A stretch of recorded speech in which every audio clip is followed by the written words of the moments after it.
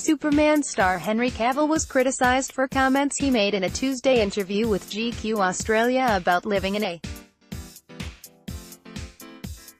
When asked about the movement, the Man of Steel star said he was fortunate enough to not be around the kind of people who behave that way. "I like to think that I've never been like that," Cavill, 35, said. "I know there have been situations with people I've worked with being perhaps overly familiar with some of the actresses," he said. "But I've always walked up to them and said, 'Hey, are you alright?' That's creepy. Stuff has to change, absolutely," he said.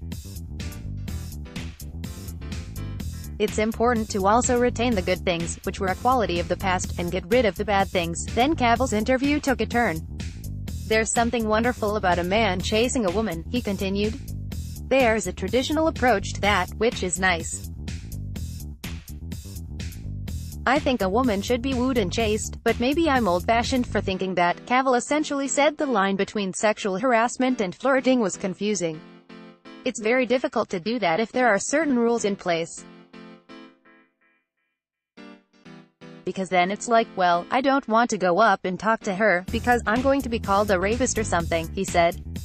"Now you really can't pursue someone further than, no, it's like, okay, cool. But then there's the, oh, why'd you give up, and it's like, well, because I didn't want to go to jail." These comments triggered backlash and criticism from many people on social media. The mental gymnastics some men are doing to position themselves as victims of. If you don't know the difference between politely asking someone out and sexually harassing them, you have a serious problem, another user, Donna Dickens, at Mildly Amused, said. Henry Cavill shouldn't date until he figures out how to do it without accidentally raping someone.